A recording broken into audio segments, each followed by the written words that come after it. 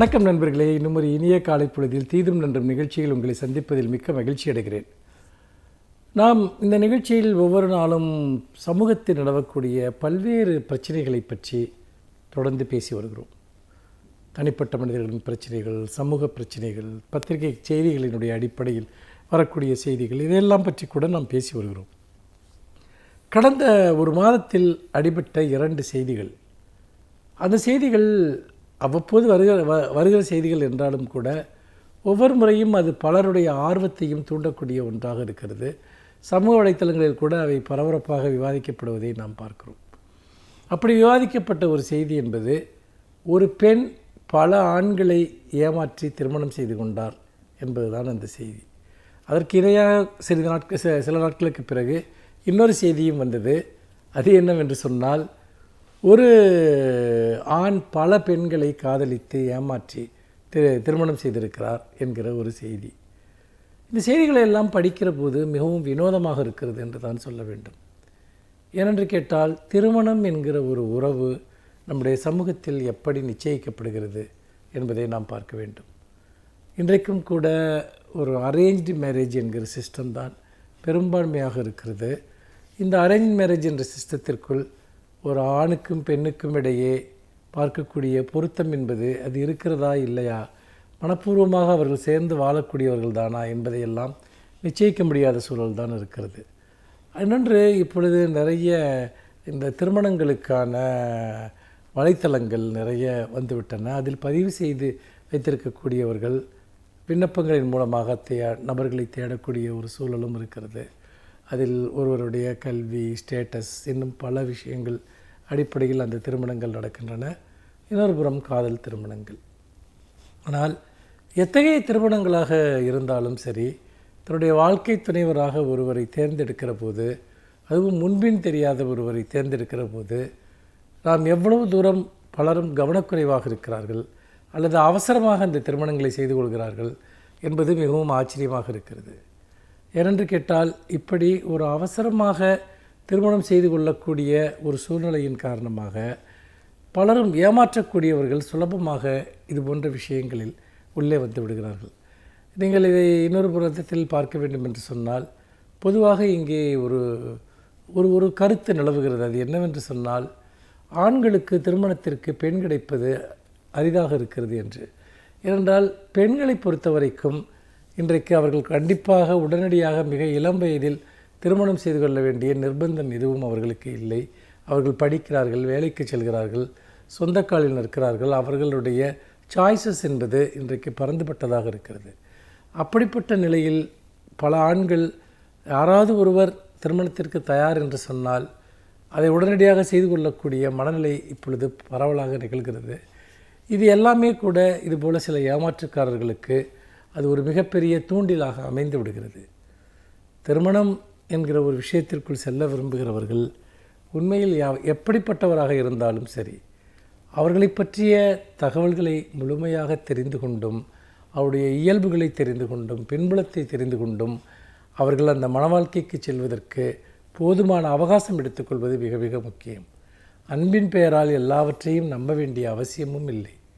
அப்படி இருக்கிற போது ஒருவரிடம் நாம் முரணாக எந்த ஒரு விஷயம் தோன்றினாலும் அல்லது சந்தேகத்திற்குரியதாக அது ஆண்களுக்கு பெண்களிடமும் பெண்களுக்கு ஆண்களிடமும் தோன்றினால் கூட அதை தீர விசாரிக்காமல், நன்கறிந்து கொள்ளாமல் திருமணம் போன்ற உறவுகளுக்குள் செல்வதில் எவ்வளவு அபாயம் இருக்கிறது என்பதைத்தான் இந்த செய்திகள் எல்லாம் நமக்கு சுட்டி காட்டுகின்றன.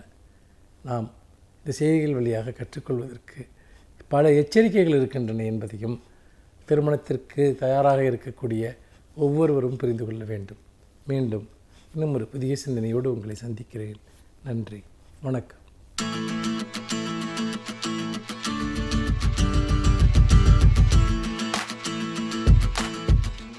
இன்று ஆலோசனை நேரத்தில் ஹைப்பர் டென்ஷன், அதாவது உயர் இரத்த அழுத்தம், அதை பற்றி சில குறிப்புகளை சொல்கிறதுக்காக வந்திருக்கேன்.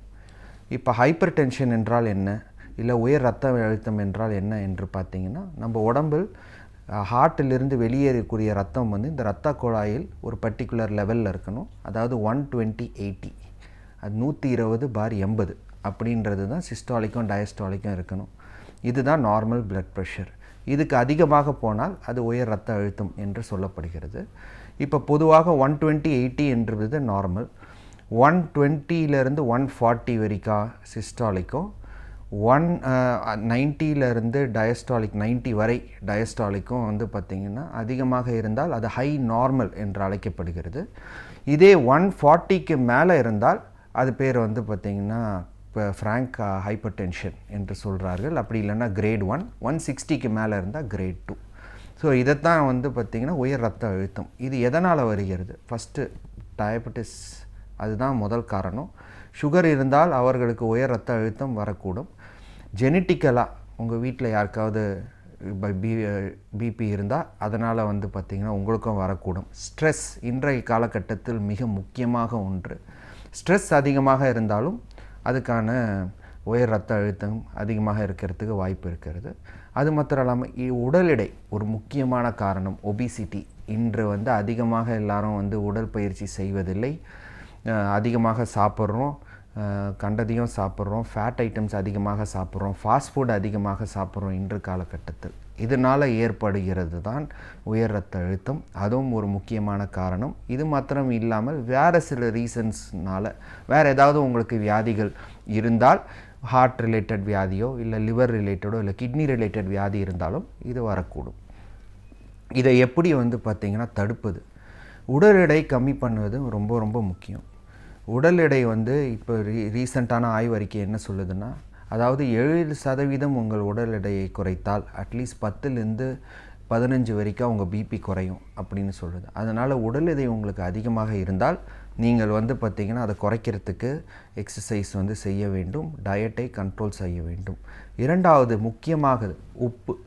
இப்போ நம்ம உப்பு வந்து நிறைய போட்டு சாப்பிட்றோம். சம்டைம்ஸ் வந்து ரசத்தில் உப்பு போடுறோம், அப்பளத்தில் உப்பு இருக்குது, ஊறுகாய் அதிகமாக சாப்பிட்றோம். அது மாத்திரம் இல்லாமல் இந்த லெமன் சோடான்ற அதுலேயும் உப்பு போட்டு அதிகமாக சாப்பிட்றோம். ஸோ இதனால் வந்து அதிகமாக உப்பு உடம்பில் சேர்ந்தாலும் ஹைப்பர் டென்ஷன் வர்றதுக்கான வாய்ப்புகள் இருக்குது. இதை நம்ம வந்து நிறைய பேர் என்ன கேட்குறாங்க, ராக் சால்ட் சாப்பிட்லாமா டாக்டர், இல்லாட்டி வந்து மற்றபடி இந்து உப்பு சாப்பிட்லாமா, அதுக்கும் இதுக்கும் சம்மந்தம் இருக்கா, பெனிஃபிட்ஸ் இருக்கா அப்படின்னு கேட்டால், ராக் சால்ட்டில் வந்து அதிகமாக மினரல்ஸ் இருக்குது. ஆனால் அதோட இம்ப்யூரிட்டிஸும் ஜாஸ்தியாக இருக்குது. ஏன்னா நார்மல் சால்ட் மாதிரி அது பியூரிஃபை பண்ணி வரதில்லை. அது டைரெக்டாக நார்மல் நேச்சுரலி ஃபார்மிங் சால்ட்லேருந்து வர காரணத்தினால அதில் இம்ப்யூரிட்டிஸ், வைரஸ், பாக்டீரியாஸ்லாம் அதிகமாக இருக்கிறதுக்கு வாய்ப்பு இருக்குது. எந்த உப்பாக இருந்தாலும் அதை வந்து அளவுக்கு அதிகமாக சாப்பிட்டால் அது வந்து நம்மளை பாதிக்கிறதுக்கான வாய்ப்பு இருக்குது. அதனால் ஒரு நாளைக்கு 2 to 3 கிராம்ஸ், அதாவது அரை டீஸ்பூனுக்கு மேலே உப்பு சாப்பிட்டால் நமக்கு ஹைப்பர் டென்ஷன் வர்றதுக்கான வாய்ப்புகள் அதிகமாக இருக்குது. இது மாத்திரம் இல்லாமல் ஸ்மோக்கிங் அண்ட் ட்ரிங்கிங் முக்கியமான ஒரு விஷயம். ஸ்மோக் பண்ணுறதும் ட்ரிங்க் பண்ணுறதையும் அவாய்ட் பண்ணணும். ஸ்மோக் பண்ணுறதுனால நம்ம லங் வந்து பாதிக்கப்படும். அதனால் வந்து பிபி வந்து அதிகமாக இருக்கிறதுக்கு வாய்ப்பு இருக்குது. அதே மாதிரி ட்ரிங்கிங்னால லிவர் பாதிப்பு ஏற்படும். அது மாத்திரம் இல்லாமல் அது ஓவரால் சிஸ்டமையே, மெட்டபாலிக் சிஸ்டமையே மாற்றி அமைக்கிற காரணத்தினால் லிவரும் பாதிப்பு ஏற்படும். ஸோ அதனால் வந்து ஹார்ட்டோ இல்லை பிபியோ அதிகமாக இருக்கிறதுக்கு வாய்ப்பு இருக்குது. இதனால் ஹைப்பர் டென்ஷன் உண்டாகும். ஸோ அதனால் ஸ்மோக்கிங், ட்ரிங்கிங், உப்பு, வெயிட், இதுதான் மெயினும் 4 காரணங்களை நம்ம உடனடியாக அவாய்ட் பண்ணுறதுக்கான வாய்ப்புகள் இருக்குது. இப்போ பிபி அதிகமாக இருக்கிறவங்க என்ன மாதிரியான டயட் எடுத்துக்கலாம் அப்படின்னு பார்த்தீங்கன்னா, நீங்கள் நார்மல் பேலன்ஸ் டயட்டே எடுத்துக்கலாம். புரோட்டீன் அதிகமாக எடுத்துக்கொள்ளுங்கள், கார்போஹைட்ரேட்ஸை கம்மியாக எடுத்துக்கொள்ளுங்கள்.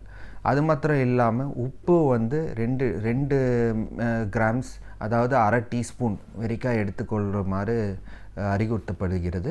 இது மாத்திரம் இல்லாமல் டயட்டில் வந்து பார்த்திங்கன்னா உப்பு அதிகமாக இருக்கிற காய்கறிகளும் அதே மாதிரி க்ரீன் லீஃபி வெஜிடபிள்ஸ் வந்து அதிகமாக எடுத்துக்கொள்ள வேண்டும். ஸ்டார்ச் ரிலேட்டட் வெஜிடபிள்ஸை கம்மி செய்ய வேண்டும். இது மாத்திரம் இல்லாமல் அப்பளம், ஊறுகாய், இந்த மாதிரி விஷயங்கள் உப்பு அதிகமாக இருக்கிறதை நீங்கள் தவிர்த்தீங்கன்னா உங்களுக்கு வந்து பிபி வந்து கட்டுக்குள் வரும். இது வந்து டயட் சம்மந்தப்பட்ட விஷயங்கள். இது மாத்திரம் இல்லாமல் எக்ஸசைஸ், அது வந்து ஒரு முக்கியமான காலகட்டங்கள். பிபி இருக்கவர்கள் 40லேருந்து 45 நிமிடம் மினிமம் கிட்டத்தட்ட வந்து பார்த்திங்கன்னா ஒரு 5 நாளைக்காவது எக்ஸசைஸ் கட்டாயம் பண்ண வேண்டும். இது பண்ணால் உங்கள் உடல் எடையும் குறையும். அது மாத்திரம் இல்லாமல் அதுக்கான வந்து பார்த்திங்கன்னா வந்து பலனும் உங்களுக்கு ஏற்படும். பிபியும் கம்மியாகிறதுக்கு வாய்ப்பு இருக்குது. அதனால் minimum 40 minutes to 45 minutes 5 times a day வந்து எக்ஸசைஸ் செய்கிறது நல்லது. இதனால் எக்ஸசைஸ் மற்றும் டயட்டுனாலேயே கண்ட்ரோல் பண்ணலாம்.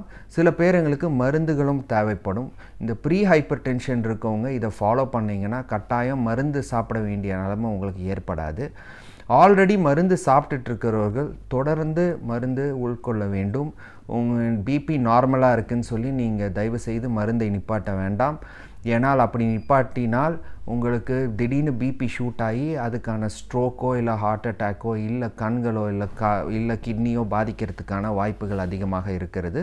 அப்படி உங்களுக்கு நிப்பாட்டணும் அப்படின்னு என்று தோணினால் உங்கள் மருத்துவரிடம் ஆலோசனை செய்யுங்கள். அவங்க வந்து பார்த்திங்கன்னா உங்களுக்கு கரெக்டான விஷயங்களை வந்து சொல்லி அறிவுறுத்துவார். இன்று இருக்கிற காலகட்டத்தில் பிபிக்கு மருந்து போட்டால் லைஃப் லாங் போடணுமா டாக்டர் அப்படின்னு நிறைய பேர் கேட்குறாங்க. அந்த மாதிரி வந்து ஒரு கருத்து வந்து தவறானது. பிபிக்கு மருந்து போட்டால் உங்களோட கோமார்பிட் கண்டிஷனை பொறுத்து இருக்குது. ஆல்ரெடி எனக்கு ஹார்ட் ப்ராப்ளம் இருக்குது, டயபெட்டிஸ் இருக்குது, ஸ்ட்ரோக் வந்திருக்கு, இந்த மாதிரி பிரச்சனைகள் இருந்தால் நீங்கள் தொடர்ந்து மருந்துகள் வந்து உட்கொள்ள வேண்டும். இதே ப்ரீ ஹைப்பர் டென்ஷனில் இருக்கீங்க, உங்களுக்கு மருந்துகள் கொடுத்துருக்காங்க, நீங்கள் இடைரோடை குறைத்து விட்டீர்கள், உங்களுக்கு வந்து உப்பு கம்மி பண்ணிட்டீங்க, ஒரு பர்டிகுலர் லைஃப் ஸ்டைலை நீங்கள் ஃபாலோ பண்ணுறீங்க, அப்படி என்றால் நீங்கள் வந்து பார்த்திங்கன்னா கட்டாயம் மருந்தை நிப்பாட்டுறதுக்கான வாய்ப்பு இருக்குது. மருத்துவரின் அறிவுரையை கேட்டு நடந்து கொள்ளவும். அதனால் வந்து பார்த்திங்கன்னா இந்த பிபி சம்மந்தப்பட்ட டிப்ஸ் இதனால் நீங்கள் வந்து அதை கரெக்டாக ஃபாலோ பண்ணிங்கன்னா பிபியை தடுக்கவும் பிபியை கட்டுக்குள் வைக்கிறதுக்கும் வாய்ப்பு உள்ளது.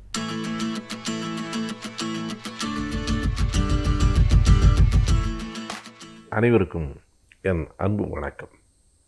ஆகஸ்ட் 5 என்பது உலகத்தில் மிகப்பெரிய புகழ்பெற்ற மனிதராக அறியப்பட்ட எங்கெல்ஸினுடைய நினைவு நாள். எங்கெல்ஸ் என்று ஒரு பெயரை சொல்வதை விட மார்க்ஸ் எங்கெல்ஸ் என்று 2 பேரையும் சேர்த்து சொன்னால்தான் உலகத்திற்கு பழிச்சென்று தெரியும்.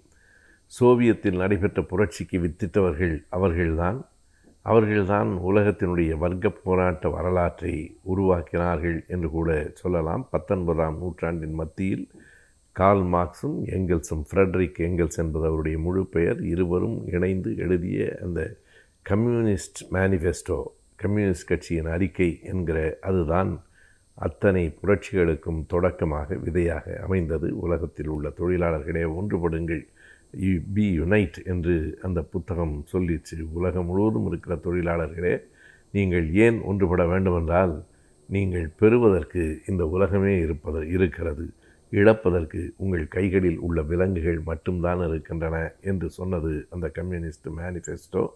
இந்த பொது உடைமை கட்சியின் அறிக்கையை எழுதிய, பொது உடைமை தத்துவத்தை விதைத்த, வர்க்க போராட்டத்திற்கு வழிவகுத்த மார்க்ஸ் எங்கெல்ஸ் 2 பேரில் எங்கெல்ஸ் ஒரு மிகப்பெரிய பணக்காரர் வீட்டு பிள்ளை என்பது வியப்பான செய்தி. மார்க்ஸை போல ஒரு சிந்தனையாளனை பார்க்க முடியாது. ஆனால் அந்த சிந்தனையாளனுக்கே உதவிய, கடைசி வரையில் துணை இருந்த எங்கெல்ஸ் இல்லை என்றால் மார்க்சினால் இவ்வளவு எங்கியிருக்க முடியுமா என்று நினைக்க வைத்த ஒரு மனிதன் எங்கெல்ஸ் தான். அந்த எங்கெல்ஸ் ஒரு மிகப்பெரிய பணக்கார குடும்பத்தில் பிறந்தார். அவருக்கு மான்செஸ்டரில் அவருடைய குடும்பத்திற்கு நிறைய பருத்தி ஆலைகள் இருந்தன. அவற்றையெல்லாம் பார்த்து கொள்வதற்காகத்தான் எங்கெல்ஸ் அனுப்பப்பட்டார். பெர்லின் பல்கலைக்கழகத்திலே படித்தவர் அவர். ஆனால் அவர் கார்ல் மார்க்ஸை சந்தித்த போது அவருடைய வாழ்க்கை முற்றிலுமாக திசை மாறி போயிற்று. அவர் தன்னுடைய 22வது வயதில் 1842 ஆண்டு நவம்பர் மாதம் அவர் கார்ல் மார்க்ஸை ஒரு கூட்டத்திலே சந்தித்தார். அந்த சந்திப்பு தொடர்ந்தது. 2 பேரும் சேர்ந்தே இயங்கினார்கள், சேர்ந்தே சிந்தித்தார்கள் என்று கூட சொல்லலாம். கடைசி நாள்களில் கார்ல் மார்க்ஸ் லண்டனிலே வாழ்ந்தார். ஜெர்மனியிலே பிறந்தாலும் லண்டனிலே தான் வாழ்ந்தார். அவர் வாழ்ந்த லண்டனுக்கு ஃப்ரெட்ரிக் எங்கெல்ஸ் 1870 போனார். 1883 கார்ல் மார்க்ஸ் இறந்து போகிற வரைக்கும் 13 ஆண்டுகள் அவர் மார்க்ஸுடன் கூடவே தான் இருந்தார். மார்க்ஸ் இறந்தபோது எங்கெல்ஸ் தான் சொன்னார், கார்ல் மார்க்ஸ் சிந்திப்பதை நிறுத்தி கொண்டு விட்டார் என்றார். அவர் இறந்து போய்விட்டார் என்று சொல்லவில்லை, கார்ல் மார்க்ஸ் சிந்திப்பதை நிறுத்தி கொண்டு விட்டார் என்றார். அதைத்தான் அப்படியே தலைவர் கலைஞர் அவர்கள், ஐயா பெரியார் அவர்கள் இறந்து போனபோது பெரியார் தன் சுற்றுப்பயணத்தை முடித்து கொண்டார் என்று சொன்னார். கடைசி வரையில் சுற்றுப்பயணத்திலேயே இருந்த பெரிய மனிதர் பெரியார் தான். தன் பயணம் இந்த மக்களுக்கான, சமூகத்துக்கான பயணம். காரல் மார்க்ஸின் சிந்தனை இந்த மக்களுக்கான, உலகத்துக்கான சிந்தனை. காரல் மார்க்ஸ் இறந்த பிறகும் ஒரு 12 ஆண்டுகள் எங்கெல்ஸ் இருந்தார். அந்த 12 ஆண்டுகளிலும் மார்க்ஸ் எழுதி வைத்த பல புத்தகங்களை எங்கெல்ஸ் கொண்டு வந்தார். நாம் நட்புக்கு அடையாளம் என்று கோப்பெருஞ்சோழன் பிசிராந்தையார் என்று இலக்கியத்திலே சொல்லுவோம். கோப்பெருஞ்சோழன் பிசிராந்தையாரின் நட்பு எப்படி இருந்தது என்று நமக்கு மிக துல்லியமாக தெரியாது. சில பாடல்களை வைத்து கொண்டுதான் நாம் சொல்லுகிறோம். ஆனால் காரல் மார்க்ஸ் எங்கெல்ஸினுடைய நட்பு உலகத்துக்கே எடுத்துக்காட்டான நட்பு என்று சொல்ல வேண்டும். அது மட்டுமல்ல, அந்த நட்பு காரணமாக பயன் பெற்றவர்கள் அந்த நண்பர்கள் இல்லை, இந்த உலகம். அவர்களினுடைய கூட்டு சிந்தனை, அவர்களினுடைய உழைப்பு, ஒருவருக்கொருவர் அவர்கள் செய்து கொண்ட உதவி, அவர்களின் கருத்து பரிமாற்றம், அவர்களின் தொடர் உழைப்பு எல்லாம் சேர்ந்துதான் சோஷியலிசம், கம்யூனிசம் என்கிற சிந்தனையை இந்த மண்ணில் விதைத்தது. எங்கெல்ஸ் என்றால் அவரை மிக எளிதாக மார்க்சியம் என்று தான் சொல்லுகிறோம். ஆனால் மார்க்ஸ் எங்கெல்சியம் என்று தான் சொல்ல வேண்டும். மார்க்ஸுக்கு என்ன பங்கு உண்டோ அதே அளவுக்கு இணையான பங்கு எங்கெல்ஸுக்கும் உண்டு. எங்கெல்ஸ் தன்னை முன்னிறுத்தி கொள்ளவில்லை. மிகப்பெரிய சிந்தனையாளனான மார்க்ஸை முன்னிறுத்தி தான் பின்னே தான் நின்றார். எங்கெல்ஸினுடைய நினைவு நாள் ஆகஸ்ட் 5.